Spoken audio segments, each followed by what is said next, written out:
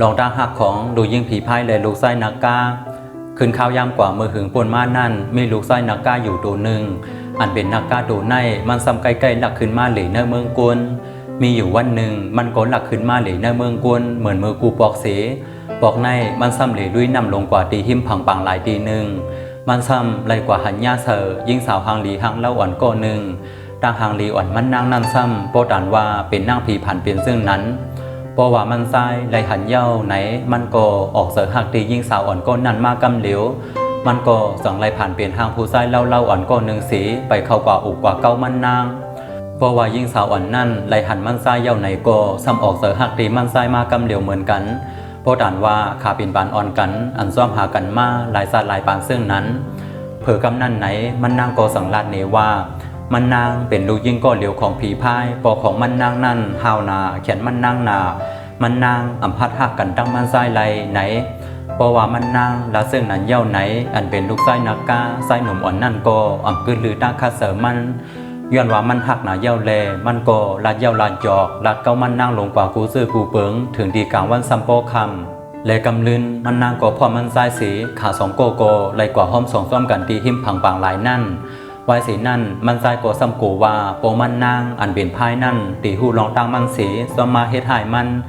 นใจก็สั่งไรอ่อนเอามันนางนั่นไปกว่าอยู่ดีเนอกุนปังหลายดีหนึ่งขาอยู่ซ้อมกันอำหึงอำนั่นอันเป็นมีมันนั่นก็ป้าดองมาเพราะว่ามันใจหูว่ามีมันป้าดองเย้าไหนมันใจก็ไรวนนำสีอำหูว่าเตเฮ็ดซึ่งหือลี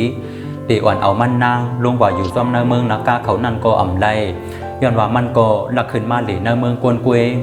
เพราะว่าเป็นซึ่งนั้นเย้าไหนมันใจก็สั่งไรอ่อนเอามีมันนั่นกว่าหาตีอยู่ตีเศร้าเมื่อตีอันกวางสีเกินแลบกันตั้งตีอันตีเกินลูกค้านั่น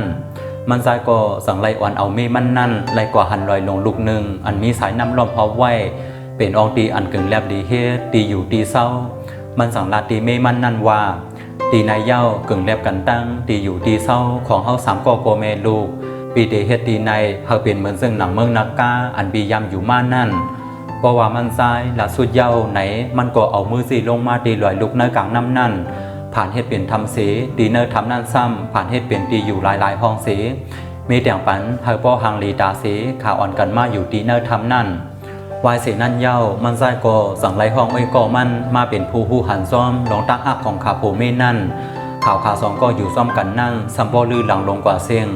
และกำลืนข่าวนั่นก็เลยยินเข้าหูผีพายปอของมันนางนั่นเพราะว่าโปมันนางไรหูซึ่งนั้นเย้าไหนโปมันนางนั่นเสลำแห้งนามันก็สั่งไรซ้อมมาไข่ลูกยิงมันตีทำนั่นปืนดาตีอ่อนเอาลูกยิงมันบอกเมื่อขึ้นตีวันเมืองเขาสีตีอันขาตายแปรลูกไส้นักกาตัวนั่นไหนเพราะว่ามันมาถึงตีทำนั่นเย้าไหนมันก็สำไรมาหันลูกยิงมันและตั้งลูกไส้นักกานั่นขาตึกอยู่ซ้อมกันอยู่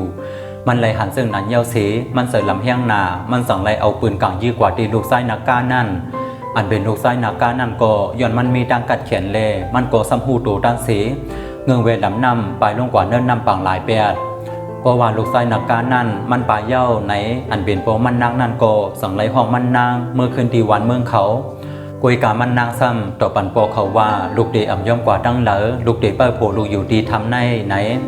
เพราะว่ามันนางอ่ำย่อมมือซ้อมโปเขาไหนอันเป็นโปมันนางนั่นก็สั่งไรปอกเมื่อวันเมืองเขาขึ้นก็เหลียวหังกุยป้าตั้งลองขี่เงาข้าวยามก่อปนกว่าตรงมันนางก็อย่ามากูมือกูวันมันนางก็กลุ่มมุงมองเปิดวันอันโผมันนางตีขึ้นปอกมาสู้มันนางอยู่กูวันกูขึ้นมันนางก็มันนางเปิดโผมันนางตีนาปากทำนั่นหึงเป็นหลายวันหลายเดือนก็อ่ำหันโผมันนางขึ้นปอกมามันนางตื่นเสือแห้งหนาวายสีนั่นมาอ่ำหึงสังมันนางก็ไล่กันเสือตายดีหิมนาปากทำนั่นเพราะว่ามันนางตายเย้าไหนอันเป็นเจ้าเสียงคู่ของเงินคำตีเนอร์ทำอันโผมันนางผ่านไว้ปันนั่นก็หายกว่าขึ้นตั้งหมดปืนลูกยิงผีพายและลูกไส้นักกาสุดเย้ากว่าตีในเย้าคาขาวนว่าลองอันไรลัดในมาซื้อในตีปันตั้งหูตั้งหันหลายก็เลยอยู่ปีนภายใต้สี10 ไข่ในขึ้นปืนคาเฮาหมอกโมขาวเกสีมาซุงคา